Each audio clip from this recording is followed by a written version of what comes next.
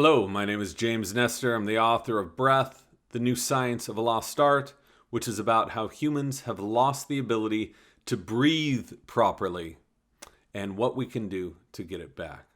So one of the main questions I've been asked over and over again is, how is it possible for humans to have devolved in such a way that we have trouble breathing? That's not how evolution works. My answer to that is, first of all, you have to understand really the definition of evolution. Evolution does not mean progress. It does not mean survival of the fittest. Evolution means change, and life forms can change for the better or the worse.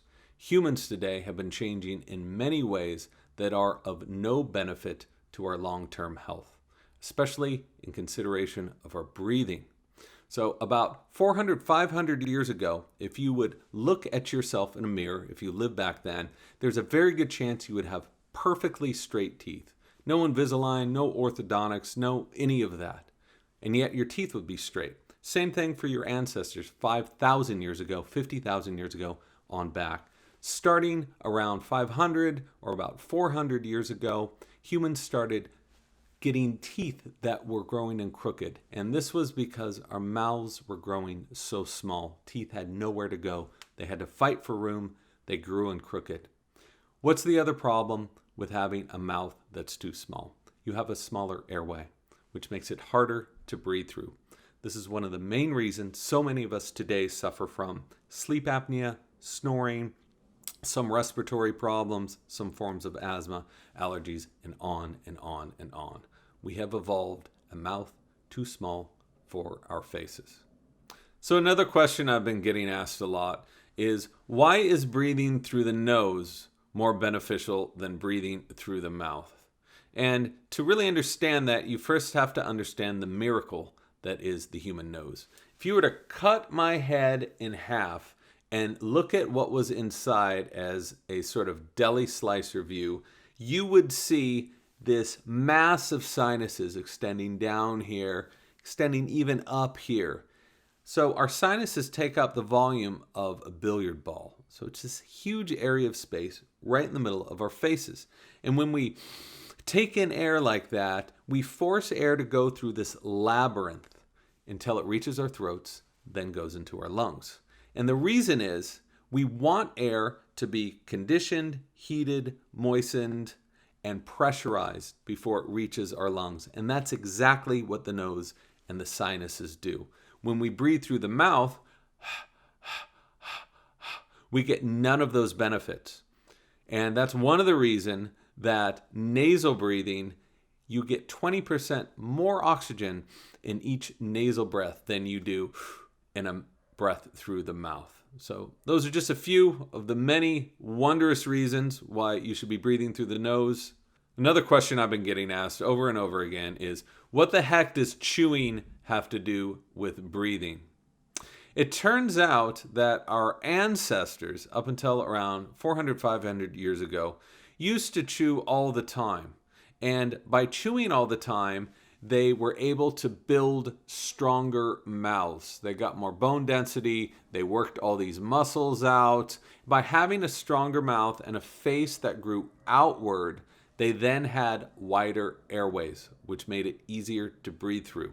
If you think about the food we've been eating for the last few hundred years, even the food you've eaten today could be oatmeal, could be avocados, could be yogurt, could be Go-Gurt, could be chocolate bars. All that stuff is soft. And so modern humans are not chewing very much. And because of that, our mouths don't grow properly. It's one of the main reasons why our teeth are chronically crooked. And it's also one of the main reasons why our airways are so small that many of us struggle just to get a breath in and out. Another question I get asked a lot is, what can I do right now to improve my breathing? And another answer that I offer quite a lot is, stop it. Stop your breathing, become conscious of it, and then slow it down. So a lot of us think that the more we breathe, the more oxygen we're going to be bringing into our tissues and muscles and organs. But the opposite is happening. When you overbreathe, when you breathe beyond your metabolic needs, you are causing vasoconstriction. You are inhibiting blood flow to areas of your body, and you're making it harder for oxygen to offload into the cells that really need it. And I'll prove that right now. So take some breaths with me through the mouth, about 10 big breaths. After you do that for a while, you're going to feel some numbness, maybe some tingling in your fingers. You might feel some lightness in your head. That is not caused by an increase of oxygen, but the opposite.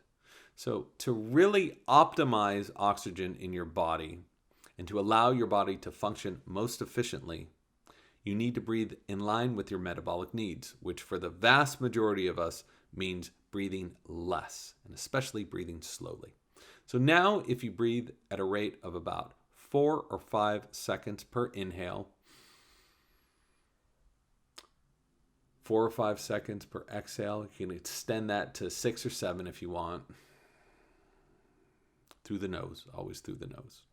By breathing slowly and breathing less, you increase circulation, you increase oxygenation, you can significantly lower your blood pressure, and you can allow the systems of your body to work in harmony with one another, which saves yourself a lot of unnecessary wear and tear. That's why this breathing pattern, this 5 to 6 seconds in, 5 to 6 seconds out, has been found to be so effective with people with asthma, anxiety, and other issues.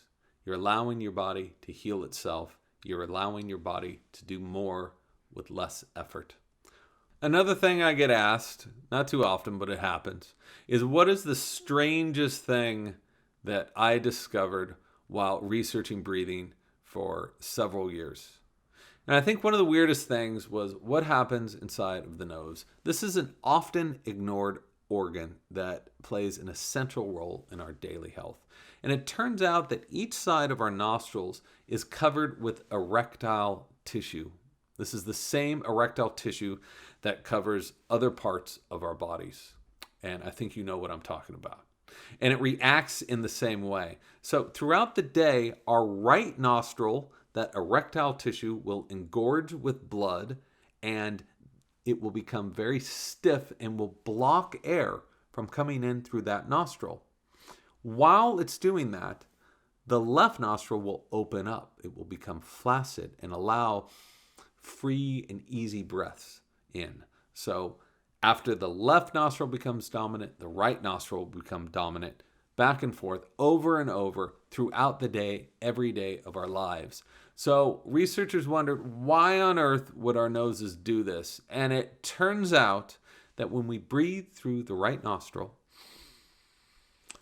we speed up our circulation, we increase our heart rate, we heat the body up. Right nostril breathing is associated with a stimulating effect. The opposite happens when we breathe through our left nostril. This cools the body down, it slows the blood, heart rate goes down, we become more relaxed. It's also interesting to note that these nostrils are associated with activity on the opposite side of our brain. So right nostril breathing associated with left side brain functions, the logical side of our brain. Left nostril breathing more closely associated with creative right side brain functions.